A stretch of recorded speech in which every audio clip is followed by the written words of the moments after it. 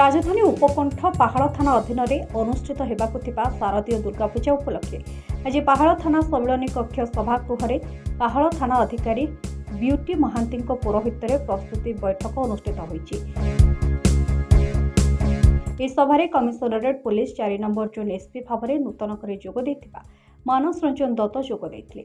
पहाड़ थाना अधीन आसुथिबा 6 गोटी पूजा मंडप यथा गड़नहर कंटा दुर्गा पूजा कमिटी, त्रिनाथ बजार व्यवसायी संघ पूजा कमिटी, माँ जागुलाई पूजा कमिटी नखरा, महादेव पूजा कमिटी नखरा छक, पंचवटी बजार व्यवसायी संघ पूजा कमिटी और पंचमुखी ग्रीन अपार्टमेंट पूजा कमिटीर कर्मकर्ता मानक नहीं शारदीय दुर्गा पूजा प्रस्तुति बैठक अनुष्ठित होता।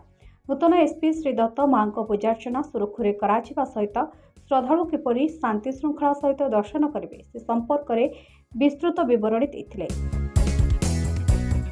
या सहित दशहरा पूजा पॉलिथिन व्यवहार को कम करने सह मद मुक्त भसाणी डीजे मुक्त रोषणी उपर गुरुत्व देते। पहाड़ थानार समस्त ऑफिसर और कर्मकर्ता उपस्थित थे। प्रत्येक पूजा मंडप उपस्थित अच्छा 6टी पूजा मंडप सभापति संपादक मान उपस्थित अच्छा आम गण में जोन 4 एसीपी मानस गुप्त एवं पहाड़ थाना आईआईसी सुचित ब्यूटी महांती एवं प्रत्येक थाना आम थानार प्रत्येक अधिकारी माने उपस्थित थिले एवं आज प्रत्येक पूजा कमिटीर संपादक माने ए विषय रे ताकर पंखानुपुंख आलोचना करा गला एवं किपरि शांति श्रृंखला भाव में पूजा करा जिवो से विषय मध्ये आलोचना करा।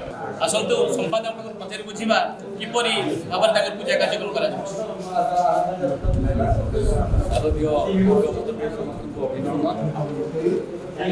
शारदीय दुर्गा पूजा आमर निकटतम पुलिस स्टेशन पहाड़ पुलिस स्टेशन आईआईसी महोदय आमको निमंत्रण बाबद अवगत कराइले आम समस्या जहाँ आम कहलु ताकू सुचारू रूपे आईआईसी तुलाइबू आम किसी दायित्व आनंद उल्लास सहकार तुलाइबू। कमिटी फुल न करा संपादक आसंतु तांग संगे कथा बा किपरि भाव में पूजा आयोजन करा जो पूजार माहौल रही मूर्ति मृण्मय देवी कौन महादेव कर माँ देवी आगमन करा। धन्यवाद शारदीय अभिनंदन समस्त महादेव पूजा कमिटी नखरा सब आज की 24 वर्ष हम महादेव शिव हर पार्वती को पूजा कर वर्ष से हर पार्वती से पूजा पाइबे। अनुरोध करी समस्त की दशहरा देखा आसतु बुलवाक आसतु नखरा टू लगे पंचवटी पर्यंत आम जो 5 गोटी मेढ़ अच्छी सबू दर्शक मान अनुरोध करी माँ को दर्शन करूँ और बाबा को दर्शन करूँ। धन्यवाद। बड़ नहरगढ़ दुर्गा पूजा कमिटी उपसभापति संतोष जाना कहूँ मो सहित अच्छा आम संपादक श्री चंदन राय और मोर सान भाई प्रकाश जेना मुझे गणमाध्यम इलेक्ट्रोनिक्स मीडिया माध्यम बड़ नहरगढ़ पूजा कमिटी तरफ सारा ओडावासी की शारदीय अभिनंदन जनाऊँगी। चलित वर्ष बड़ नहरगढ़ पूजा कमिटी तार 12 वर्ष पदार्पण करुँची एवं यही 12 वर्ष उपलक्षे एथर आमर प्यारिस्र एक तोरण 65 फुटर एक तोरण भक्त श्रद्धा मान आम निर्माण करूँ।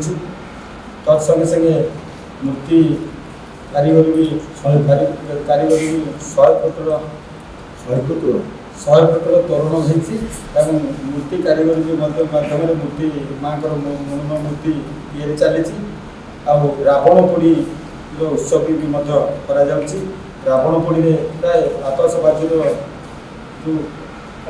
कार्यक्रम रही भल रही आमर माँ भसाणी कार्यक्रम गड़ नहरगढ़ स्थान ठार रूपाली पर्यटन भी रोषणी माध्यम भसाणी कार्यक्रम रही आम पूजा कमिटी तत्संगे संगे श्रद्धालु बहुत उत्साहित अच्छा।